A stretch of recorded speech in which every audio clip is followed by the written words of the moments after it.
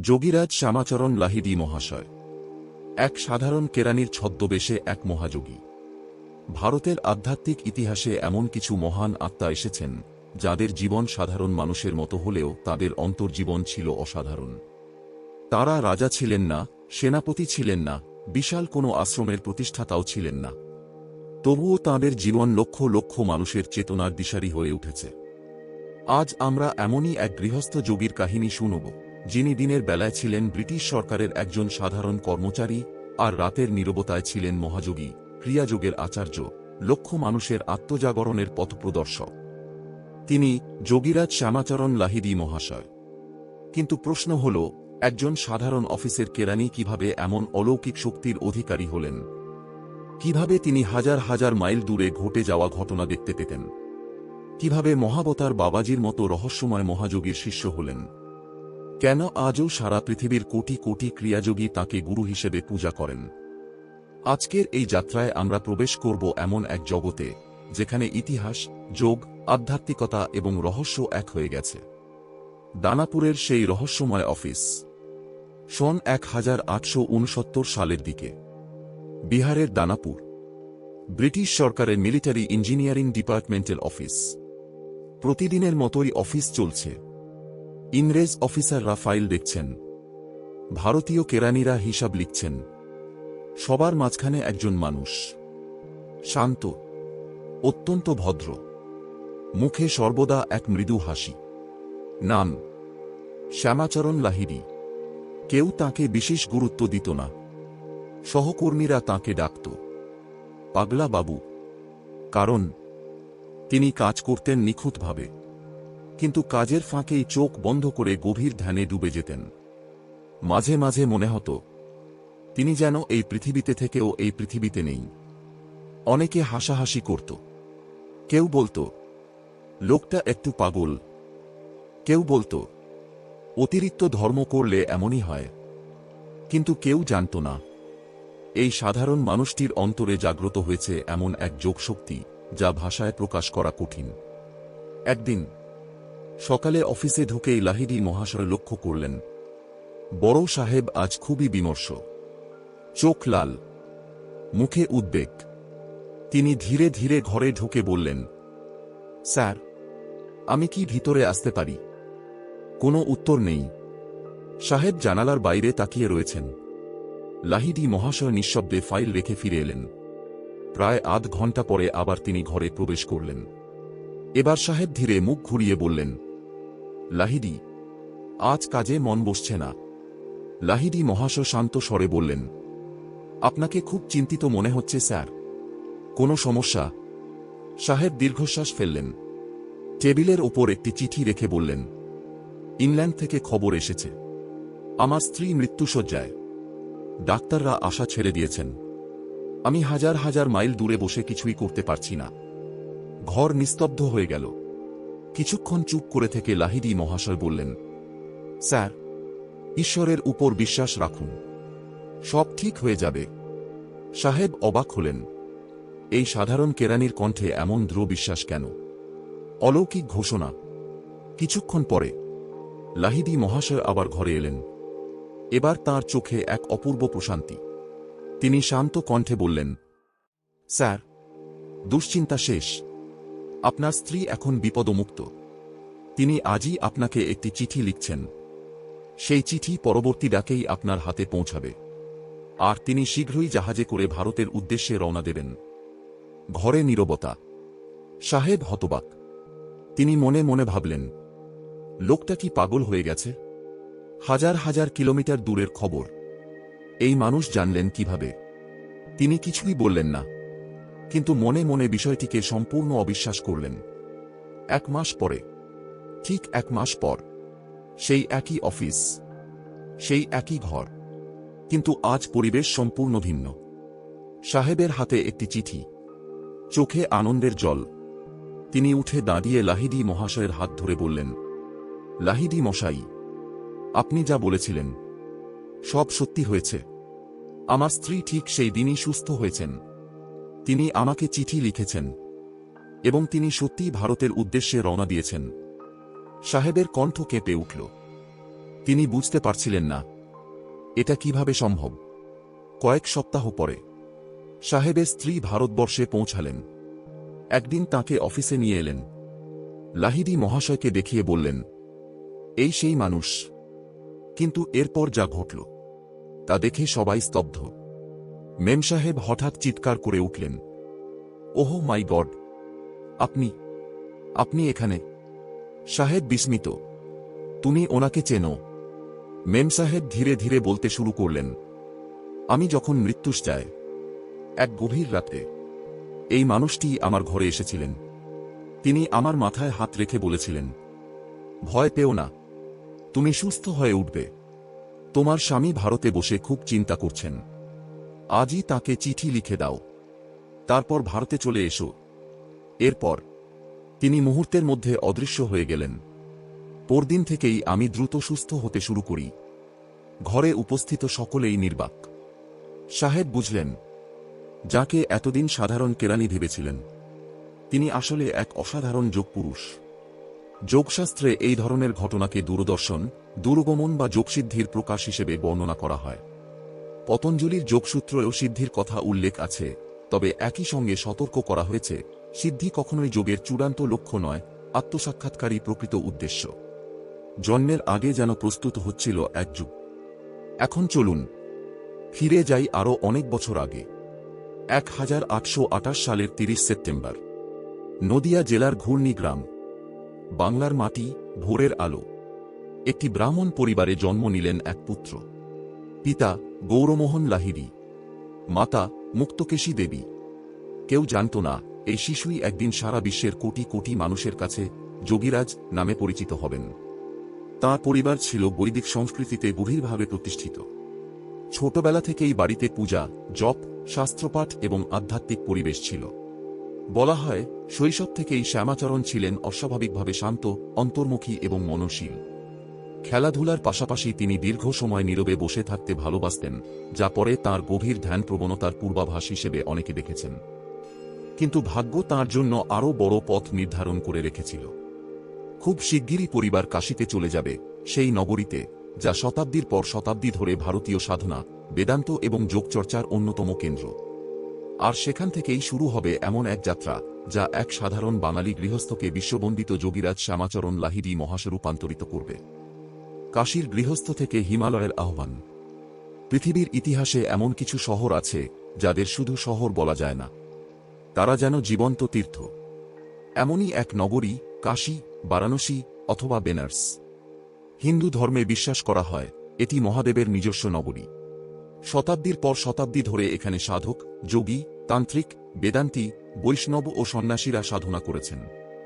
এই কাশীর মাটিতেই ধীরে ধীরে গড়ে উঠেছিল এমন এক গৃহস্থ যোগীর জীবন, যিনি পরবর্তীকালে আধুনিক যুগে ক্রিয়াযোগকে নতুন প্রাণ দান করবেন। শৈশব। 1828 সালের 30 সেপ্টেম্বর জন্মের কয়েক বছরের মধ্যেই শ্যামাচরণের পরিবার নদিয়ার ঘূর্ণি গ্রাম ছেড়ে কাশীতে স্থায়ীভাবে বসবাস শুরু করে। বিভিন্ন জীবনী অনুযায়ী গঙ্গার ভাঙনে পারিবারিক সম্পত্তির ক্ষতি এবং আধ্যাত্মিক পরিবেশের আকর্ষণ, এই দুই কারণেই পরিবারটি কাশীতে চলে আসে। কাশীতে এসে তাঁর জীবন যেন নতুন অধ্যায়ে প্রবেশ করল। অন্যান্য শিশুদের মতো তিনি দুষ্টুমি করতেন, খেলাধুলাও করতেন। কিন্তু পরিবার খুব দ্রুত লক্ষ্য করল তাঁর মধ্যে এক অদ্ভুত স্থিরতা আছে। ঘণ্টার পর ঘণ্টা তিনি গঙ্গার ঘাটে বসে থাকতে পারতেন, সূর্যাস্তের দিকে তাকিয়ে থাকতেন, মন্দিরের ঘণ্টাধ্বনি শুনে যেন গভীর চিন্তায় হারিয়ে যেতেন। অনেকে বলতেন, ছেলেটার মন যেন অন্য কোথাও। অসাধারণ শিক্ষা ও বহু ভাষায় পাণ্ডিত্য। গৌরমোহন লাহিড়ী ছিলেন শিক্ষিত ও ধর্মপরায়ণ মানুষ। তিনি চেয়েছিলেন তাঁর ছেলে আধুনিক শিক্ষা ও প্রাচীন ভারতীয় জ্ঞান দুই ধারাতেই সমান দক্ষ হোক। শ্যামাচরণ তাই শুধু সংস্কৃত টলে পড়েননি, তিনি ইংরেজি শিক্ষাও গ্রহণ করেন। ক্রমে তিনি দক্ষ হয়ে ওঠেন। বাংলা, সংস্কৃত, হিন্দি, ইংরেজি, উর্দু, ফার্সি এই বহুভাষিক দক্ষতা পরবর্তীকালে তাঁকে বিভিন্ন শ্রেণীর মানুষের সঙ্গে সহজে যোগাযোগ করতে সাহায্য করে। কিন্তু ভাষা শেখাই তাঁর একমাত্র আগ্রহ ছিল না। তিনি পড়তেন উপনিষদ, ভগবদ্গীতা, বেদ, পতঞ্জলির যোগসূত্র, বিভিন্ন তান্ত্রিক ও যোগগ্রন্থ। তবে একটি বিষয় লক্ষণীয়, তিনি কখনো নিজেকে পণ্ডিত হিসেবে প্রতিষ্ঠা করার চেষ্টা করেননি।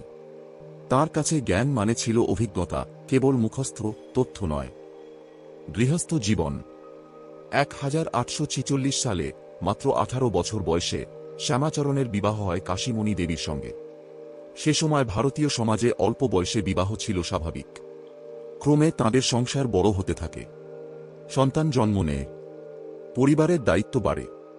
অনেকে মনে করেন আধ্যাত্মিক মানুষ মানেই সংসার ত্যাগ করতে হবে, কিন্তু শ্যামাচরণের জীবন এই ধারণাকে সম্পূর্ণ বদলে দেয়। তিনি কখনো সংসারকে আধ্যাত্মিকতার বাধা বলে মনে করেননি। পরে তিনি বলতেন, সংসার ছেড়ে পালানো নয়, সংসারের মধ্যেই ঈশ্বরকে উপলব্ধি করো। এই শিক্ষা পরবর্তীকালে ক্রিয়াযোগের অন্যতম ভিত্তি হয়ে ওঠে। ব্রিটিশ সরকারের চাকরি। 1851 সালে শ্যামাচরণ লাহিড়ী ব্রিটিশ সরকারের মিলিটারি ইঞ্জিনিয়ারিং ডিপার্টমেন্টে অ্যাকাউন্ট্যান্ট পদে যোগ দেন। আজকের ভাষায় বলতে গেলে তিনি ছিলেন একজন অত্যন্ত দক্ষ সরকারি হিসাবরক্ষক। চাকরির প্রতি তাঁর নিষ্ঠা ছিল অসাধারণ। কখনো দেরি করতেন না, হিসাবে ভুল করতেন না। অফিসে সকলেই তাঁর সততার প্রশংসা করত। কিন্তু অফিস শেষ হলেই শুরু হতো তাঁর আরেকটি জীবন, যা খুব কম মানুষই জানত। দিনভর অফিস, পরিবারের দায়িত্ব, সন্তানদের দেখাশোনা। সব কাজ শেষ হলে গভীর রাতে তিনি ধ্যানে বসতেন। ঘণ্টার পর ঘণ্টা নিঃশব্দে, কোনো প্রচার নয়, কোনো শিষ্য নয়, কোনো আশ্রম নয়, কোনো বাহ্যিক আয়োজন নয়। এই সময়েই তাঁর মন আরও গভীরভাবে অন্তর্জগতের দিকে আকৃষ্ট হতে থাকে। পরবর্তীকালে তাঁর বহু শিষ্য বলেছেন, লাহিড়ী মহাশয় কখনো নিজের সাধনার কথা প্রচার করতেন না। তিনি বিশ্বাস করতেন যে সত্য তাকে বিজ্ঞাপন দিতে হয় না। অফিসে অনেকেই লক্ষ্য করত, মাঝে মাঝে তিনি গভীর চিন্তায় ডুবে যান। কখনো কয়েক মুহূর্তের জন্য চোখ বন্ধ করেন, মুখে মৃদু হাসি, মনে হয় যেন অন্য এক জগতে বিচরণ করছেন। সহকর্মীরা মজা করে বলত, পাগলা বাবু আবার ধ্যানে চলে গেলেন।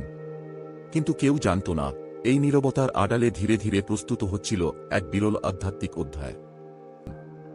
1861 সাল। হঠাৎ সরকারি নির্দেশ এলো, শ্যামাচরণ লাহিড়ীকে বদলি করা হচ্ছে। নতুন কর্মস্থল রানীক্ষেত। আজকের উত্তরাখণ্ডের কুমাউন অঞ্চলে অবস্থিত এই পাহাড়ি এলাকা তখন ব্রিটিশ সেনাবাহিনীর নতুন ক্যান্টনমেন্ট হিসেবে গড়ে উঠছিল। বাহ্যত এটি ছিল একটি সাধারণ সরকারি বদলি, কিন্তু আধ্যাত্মিক পরম্পরায় বিশ্বাস করা হয় এটি ছিল পূর্বনির্ধারিত এক মহাজাগতিক পরিকল্পনার অংশ।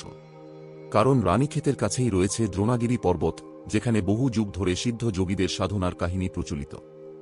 রানীক্ষেতে পৌঁছে শ্যামাচরণ প্রথমবার এত কাছ থেকে হিমালয়কে দেখলেন। বরফ ঢাকা শিখর, পাইন বন, নিস্তব্ধ পাহাড়, স্বচ্ছ আকাশ।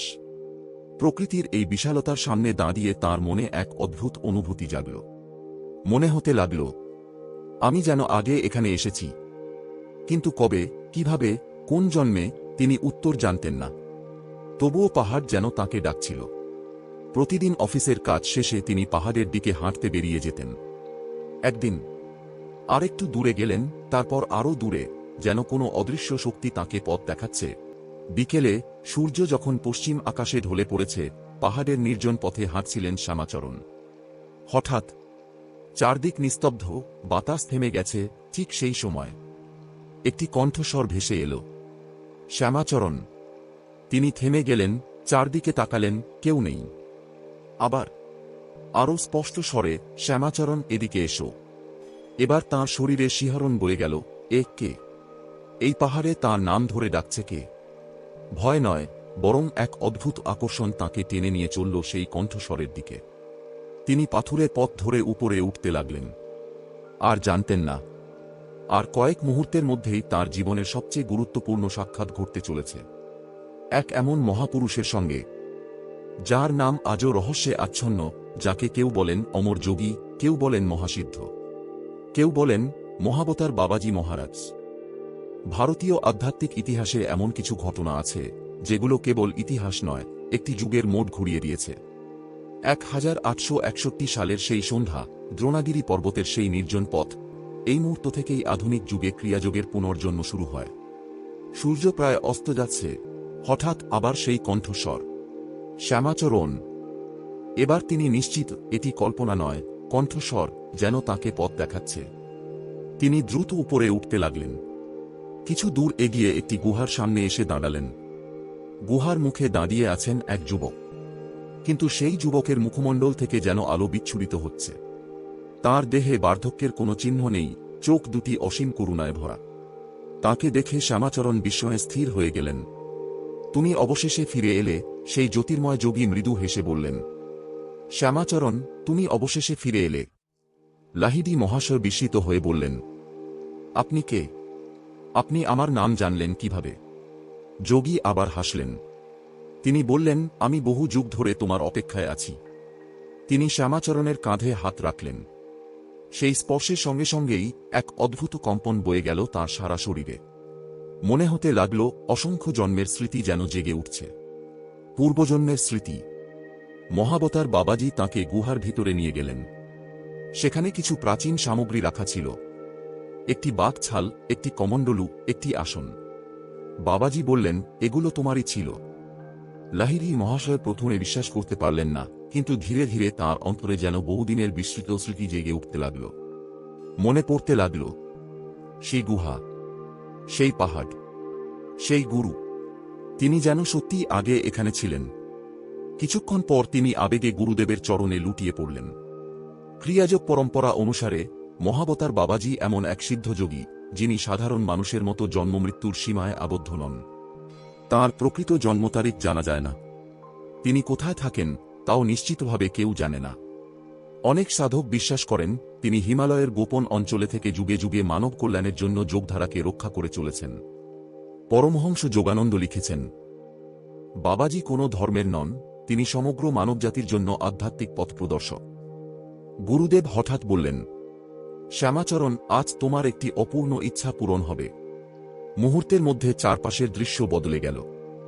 যেখানে কিছুক্ষণ আগে ছিল পাথর আর গুহা, সেখানে এখন দাঁড়িয়ে আছে এক অপূর্ব সোনার প্রাসাদ। রত্নখচিত স্তম্ভ, স্বর্ণময় প্রাচীর, দিব্য আলোক ভরা বিশাল প্রাঙ্গণ। অসংখ্য যোগী সেখানে ধ্যান করছেন। লাহিড়ী মহাশয় বিস্ময়ে অভিভূত। তিনি ভাবলেন, এ কি স্বপ্ন? বাবাজি বললেন, এটি তোমার মনের গভীরে লুকিয়ে থাকা এক বাসনার প্রতীক। যোগীর পথ শুরু করার আগে সেই বাসনাটিও আজ বিলীন হবে। পরম্পরাগত বর্ণনা অনুযায়ী শ্যামাচরণ কিছু সময় সেই দিব্য প্রাসাদে অবস্থান করেন। পরে মুহূর্তের মধ্যেই সেটি অদৃশ্য হয়ে যায়। এই ঘটনার আধ্যাত্মিক ব্যাখ্যা হল, মুক্তির পথে সূক্ষ্মতম আকাঙ্ক্ষাও একসময় ত্যাগ করতে হয়। এরপর এই ঐতিহাসিক মুহূর্ত। মহাবতার বাবাজি শ্যামাচরণকে ক্রিয়াযোগে দীক্ষা দিলেন। ক্রিয়াযোগ কি? লাহিড়ী মহাশয় পরে বলতেন, ক্রিয়াযোগ কেবল শ্বাসের ব্যায়াম নয়, এটি প্রাণশক্তিকে সুষুম্না নাড়ির পথে অন্তর্মুখী করে আত্মসাক্ষাৎকারের দিকে এগিয়ে যাওয়ার বিজ্ঞান। এটি এমন এক সাধনা পদ্ধতি যেখানে শ্বাস, মন, প্রাণ ও চেতনার সমন্বয়ের মাধ্যমে ধীরে ধীরে অন্তর্জাগরণ ঘটে। এই পদ্ধতির সম্পূর্ণ কৌশল সর্বদা গুরুশিষ্য পরম্পরায় দীক্ষার মাধ্যমে প্রদান করা হয়, তাই এর গোপন অনুশীলন প্রকাশ্যে বর্ণনা করা হয় না। দীক্ষার পর শ্যামাচরণ আবেগ ভরে বললেন, গুরুদেব, আমি আর পৃথিবীতে ফিরতে চাই না, আমি আপনার সঙ্গেই থাকতে চাই।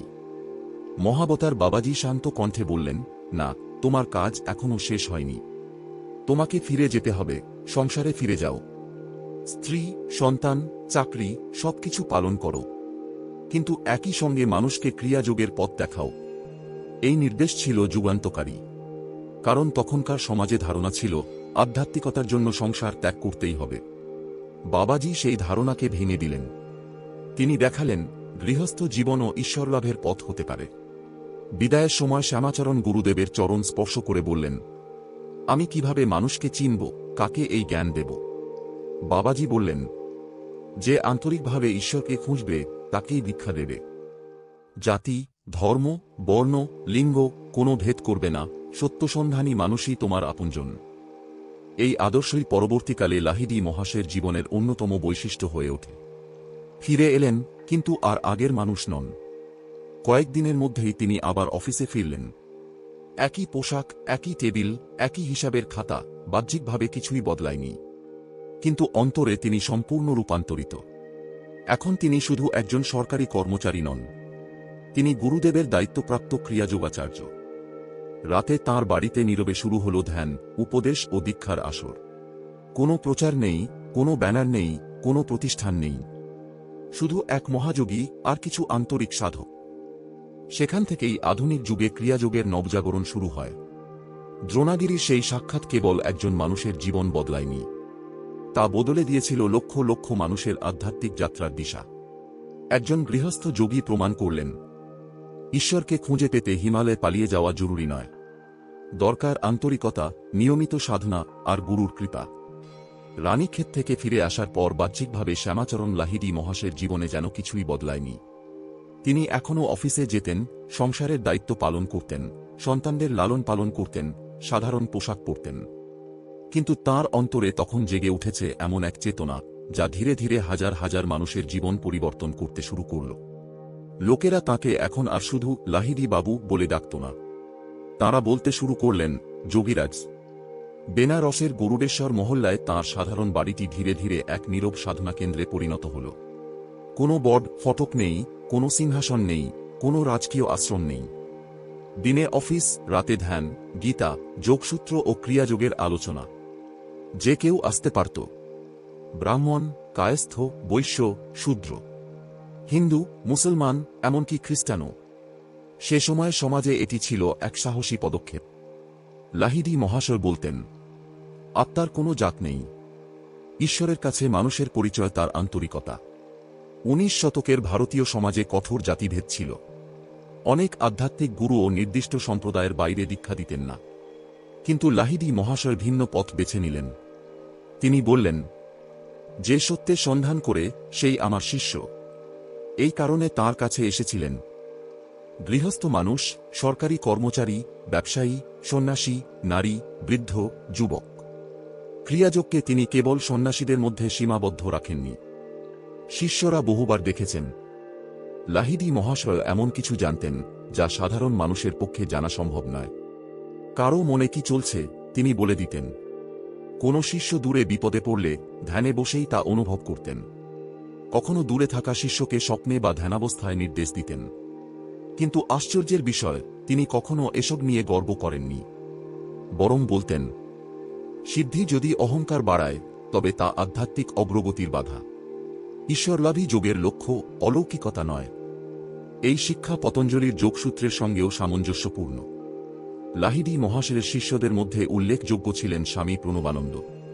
তাঁকে অনেকেই 2 দেহের সাধু নামে চিনতেন। একদিন এক শিষ্য কাশীতে লাহিড়ী মহাশয়ের সঙ্গে কথা বলছেন। হঠাৎ লাহিড়ী মহাশয় মৃদু হেসে বললেন, প্রণবানন্দ এখন এখানে নেই, তিনি একই সময়ে অন্যত্র কাজ করছেন। পরে শিষ্যরা দাবি করেন, একই সময়ে ভিন্ন স্থানে প্রণবানন্দকে দেখা গিয়েছিল। এই ধরনের ঘটনাকে যোগশাস্ত্রে কখনো দ্বৈতদেহে উপস্থিতি এর আখ্যান হিসেবে বর্ণনা করা হয়। তবে এ ধরনের ঘটনা মূলত শিষ্য পরম্পরায় প্রচলিত।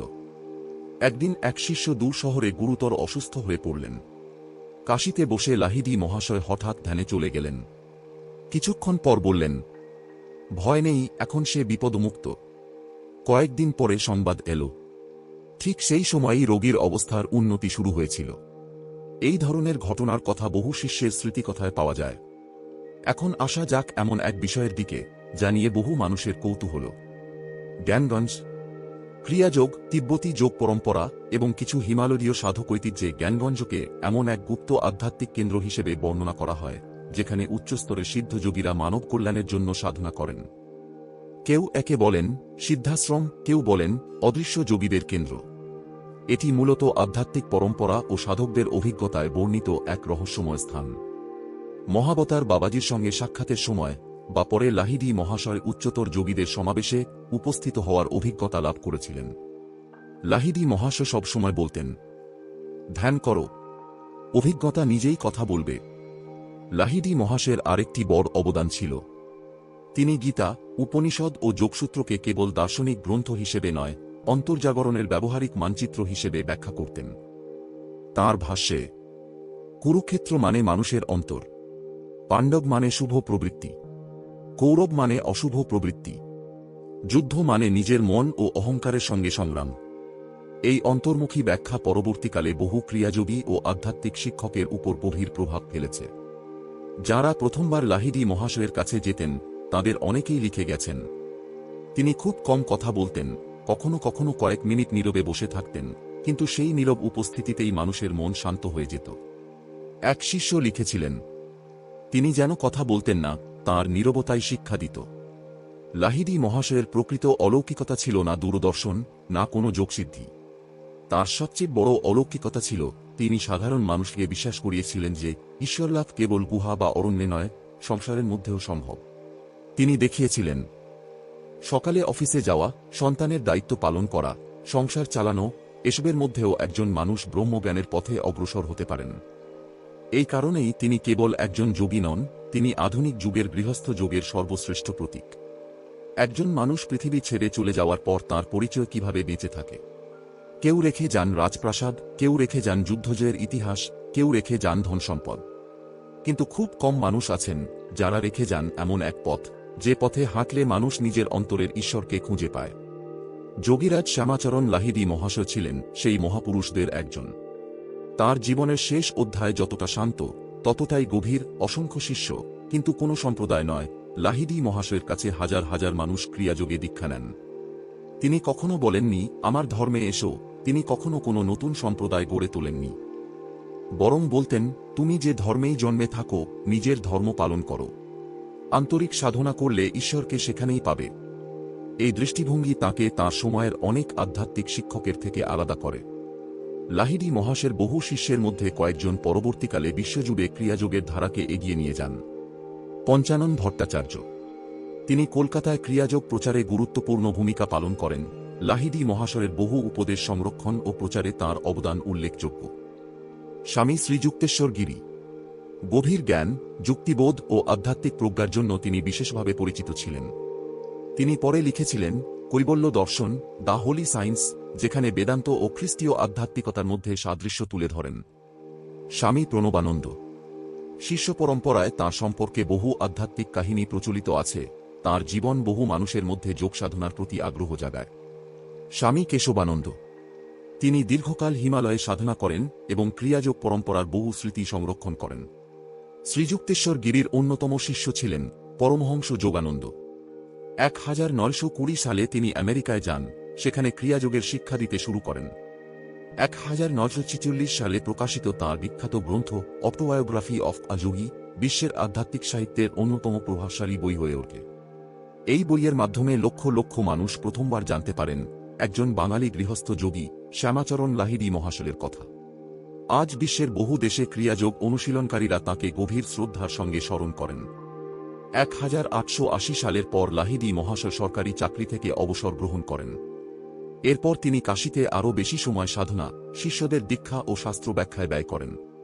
তাঁর দৈনন্দিন জীবন ছিল আশ্চর্যরকম সরল। ভোরে ধ্যান, সাধারণ আহার, শিষ্যদের সঙ্গে আলোচনা, গীতা, উপনিষদ ও যোগসূত্রের অন্তর্মুখী ব্যাখ্যা, রাত্রে আবার গভীর ধ্যান। তিনি কখনো নিজেকে অলৌকিক পুরুষ হিসেবে প্রতিষ্ঠা করার চেষ্টা করেননি। বলতেন আমি কিছুই করি না, সবই ঈশ্বরের ইচ্ছা। মহাসমাধির পূর্বাভাস। 1895 সালের সেপ্টেম্বর মাস, কিছু ঘনিষ্ঠ শিষ্য লক্ষ্য করলেন গুরুদেব যেন ধীরে ধীরে বাইরের কাজ কমিয়ে দিচ্ছেন। একদিন তিনি শান্ত কণ্ঠে বললেন, এই শরীরের কাজ প্রায় শেষ। শিষ্যরা উদ্বিগ্ন হয়ে পড়লেন, কিন্তু তিনি হাসলেন, বললেন আত্মার মৃত্যু নেই, শরীর পরিবর্তিত হয়, চেতনা নয়। মহাসমাধি। 1895 সালের 26 সেপ্টেম্বর, কাশী। শিষ্যরা গুরুদেবকে ঘিরে বসে আছেন, তিনি পদ্মাসনে স্থির, শ্বাস অত্যন্ত শান্ত, মুখে সেই পরিচিত মৃদু হাসি। কিছুক্ষণ গীতা ও আধ্যাত্মিক আলোচনা চলল, তারপর তিনি ধীরে ধীরে চোখ বন্ধ করলেন, গভীর ধ্যানে প্রবেশ করলেন। শিষ্যদের বর্ণনা অনুযায়ী তার মুখমণ্ডলে এক অপূর্ব প্রশান্তি ছড়িয়ে পড়ে। ক্রমে শ্বাস প্রশ্বাস ক্ষীণ হয়ে আসে। তারপর গভীর ধ্যানাবস্থাতেই তিনি দেহত্যাগ করেন। যোগ পরম্পরায় এই সচেতন দেহত্যাগকে বলা হয় মহাসমাধি। শেষ বাণী। বিভিন্ন শিষ্যস্মৃতি কথায় লাহিড়ী মহাশয়ের শেষ দিকের একটি ভাব প্রকাশিত হয়েছে। শোক করো না, আমি সর্বদা তোমাদের সঙ্গে আছি। নিয়মিত ক্রিয়া করো, ঈশ্বরকে স্মরণ করো। যদিও বিভিন্ন গ্রন্থে তাঁর শেষ কথার ভাষা কিছুটা ভিন্নভাবে উদ্ধৃত হয়েছে, মূল শিক্ষা ছিল এক, সাধনা থামিও না। আজকের পৃথিবীতে লাহিড়ী মহাশয়ের প্রাসঙ্গিকতা। আজকের মানুষ ব্যস্ত, চাকরি, পরিবার, দায়িত্ব, অস্থিরতা, স্ট্রেস, উদ্বেগ। অনেকে মনে করেন এত কাজের মধ্যে আধ্যাত্মিকতা সম্ভব নয়। লাহিড়ী মহাশয়ের জীবন এই ধারণাকেই বদলে দেয়। তিনি প্রমাণ করেছেন সংসার করেও ঈশ্বর সাধনা সম্ভব। কর্মই যোগের বাধা নয়, আসক্তিই বাধা। নিয়মিত ধ্যান, আত্মশৃঙ্খলা ও আন্তরিকতার মাধ্যমে অন্তর্জীবন জাগ্রত করা যায়। লাহিড়ী মহাশয় আমাদের জন্য কি রেখে গেছেন? কোনো বিশাল মঠ? না।